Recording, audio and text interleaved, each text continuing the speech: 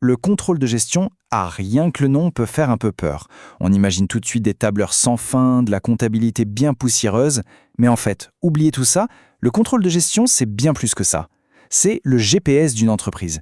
C'est vraiment ce qui permet à une simple bonne idée de devenir une start-up qui cartonne, et puis à cette start-up de se transformer en multinationale. Bref, c'est le système de navigation indispensable pour arriver à bon port. Alors, voilà la question qui tue. Qu'est-ce qui sépare une super idée d'une organisation qui réussit vraiment? Chaque jour, il y a des idées absolument géniales qui émergent. Mais soyons honnêtes, la plupart ne décollent jamais. Alors qu'est-ce qui fait toute la différence? C'est quoi ce fameux ingrédient secret? Eh bien, cet ingrédient secret, le voilà. C'est la capacité de piloter. C'est aussi simple que ça. Imaginez un bateau en pleine mer. S'il n'a pas de boussole, pas de gouvernail, pas de capitaine pour lire les cartes, il est complètement perdu. Eh bien, une organisation, c'est exactement la même chose. Elle a besoin d'un système pour fixer un cap, pour ajuster sa trajectoire quand il y a des imprévus, et bien sûr, pour atteindre sa destination. Et ce système, c'est précisément le contrôle de gestion. Allez, on entre dans le vif du sujet. Pour bien piger ce qu'est le contrôle de gestion aujourd'hui, il faut vraiment mettre de côté une vieille image, celle du contrôleur un peu flic, celui qui vient juste pour taper sur les doigts. Ce rôle, il a radicalement changé. On est passé à un rôle de copilote, un vrai partenaire stratégique. Alors voilà une définition qui, je trouve, va droit au but. Le contrôle de gestion, c'est le processus par lequel les managers influencent les autres membres de l'organisation pour mettre en œuvre les stratégies. Le mot le plus important là-dedans, c'est processus. On parle bien de guider des personnes, bien plus que de contrôler des chiffres. Le but ultime, c'est que tout le monde rame dans la même direction. Et cette évolution, on la voit très bien ici. C'est assez fascinant. Dans les années 60, contrôler, c'était synonyme de maîtrise. Une approche très classique, très top-down, où on surveillait de près que les règles étaient bien respectées. Et puis à partir des années 80, on a complètement basculé vers ce qu'on appelle le contrôle conseil. Là, le contrôleur, ce n'est plus juste celui qui regarde dans le rétroviseur, non, c'est celui qui aide le pilote à regarder la route qui se présente devant lui. J'aime bien cette analogie. C'est un peu comme le système nerveux de l'entreprise. C'est lui qui fait circuler l'information, depuis la tête, la direction, jusqu'aux opérations sur le terrain, et qui fait remonter les infos dans l'autre sens. C'est ce qui assure la coordination, la cohérence, pour que tout le corps, toute l'organisation avance de manière synchronisée. Bon, on ne peut pas piloter un bateau si on n'a pas de carte marine, c'est une évidence. Eh bien, dans le monde de l'entreprise, cette carte, c'est la compréhension des coûts. Une compréhension vraiment fine, précise. Sans ça, chaque décision est prise un peu à l'aveugle. Ça a l'air simple dit comme ça, n'est-ce pas? Mais en réalité, c'est souvent là que ça se complique. Si on demande à 10 entreprises différentes comment elles calculent le coût réel d'un de leurs produits, on risque d'avoir 10 réponses différentes. Pourquoi? Parce qu'il n'y a pas une seule et unique méthode, mais plutôt toute une boîte à outils à disposition.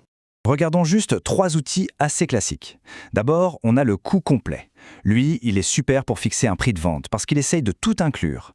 Ensuite, il y a l'imputation rationnelle. Ça, c'est parfait pour une entreprise qui a une forte saisonnalité, un marchand de glace par exemple. Ça évite de paniquer sur les coûts pendant l'hiver. Et enfin, les coûts variables. Très simple, très utile pour des décisions rapides, du genre « est-ce que j'accepte cette commande de dernière minute même si le prix est un peu plus bas ?» Au final, le bon outil, il dépend toujours de la question qu'on se pose. Ok, donc maintenant qu'on a notre carte des coûts, il est temps de tracer notre itinéraire. Et pour ça, l'outil principal, l'incontournable, c'est le budget. Et là encore, il faut chasser une idée reçue. Le budget, ce n'est pas juste une contrainte rigide, un carcan. Non, c'est tout l'inverse. C'est la traduction de la stratégie en un plan de match concret. Si la stratégie, c'est par exemple « on va conquérir le marché allemand », eh bien le budget va dire « ok, voilà combien on alloue au marketing, au recrutement, à la logistique pour y arriver ». C'est vraiment un plan d'action chiffré. Et attention, ce processus n'est pas du tout un truc qui tombe d'en haut. Le concept de navette budgétaire est génial pour décrire ça. C'est un vrai balai d'aller-retour. En gros, la direction donne le cap général. Ensuite, les différents départements font leurs propositions, avec leurs besoins, leurs plans. Et au milieu, le contrôleur de gestion joue le rôle de chef d'orchestre. Il s'assure que tout s'emboîte bien, que le plan de route global est cohérent. Et c'est cette boucle qui est vraiment l'élément clé. Un budget, ce n'est jamais gravé dans le marbre du premier coup. C'est une conversation, une discussion continue. On pourrait même dire un tango, fait de négociations, d'ajustements. Tout ça pour s'assurer que le plan final soit à la fois ambitieux, mais aussi réalisable par tout le monde. Évidemment, les instruments dans le cockpit ne sont pas les mêmes si on pilote un petit voilier, un énorme paquebot ou un sous-marin. Les principes de base restent, mais les outils s'adaptent. Voyons comment ça se passe dans des contextes très différents. Prenons le cas des systèmes QSE.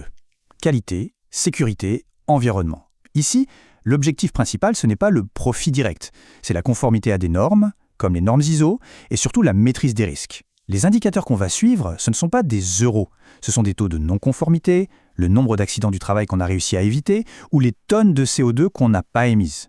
Le pilotage, dans ce cas, sert à protéger l'entreprise, ses employés et la planète. Maintenant, si on regarde une organisation du secteur social et solidaire, là, le pilotage devient encore un cran plus complexe. C'est un vrai numéro d'équilibriste. D'un côté, il faut une rigueur financière absolue, parce que c'est ce qu'attendent les donateurs ou les financeurs publics, et de l'autre, il y a la mission sociale, qui est la raison d'être de l'organisation. Le contrôle de gestion doit donc piloter avec une double boussole, une financière et une sociale. Bon, pour conclure, il est temps de rassembler toutes les pièces du puzzle. Voyons comment tout ça s'assemble pour former le cockpit de pilotage ultime, celui qui permet de piloter la performance globale. On arrive ici à la vision la plus moderne du pilotage. L'idée, c'est de connecter 3 mécanismes qui sont tous centrés sur une chose, les activités.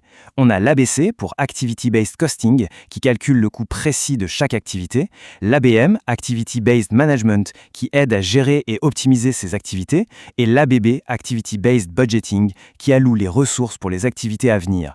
Mis ensemble, ces 3-là forment une boucle de pilotage stratégique d'une puissance redoutable. Et cette phrase résume parfaitement la logique de cette boucle.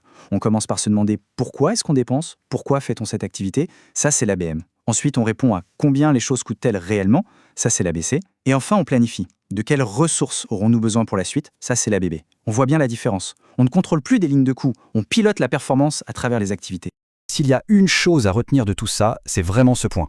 Le contrôle de gestion moderne, ce n'est plus une discipline du passé. C'est une discipline résolument tournée vers l'avenir. Le but, ce n'est plus de passer son temps à regarder dans le rétroviseur pour voir d'où on vient, mais bien de tenir fermement la barre pour naviguer activement, pour piloter l'organisation vers la destination qu'on a choisie.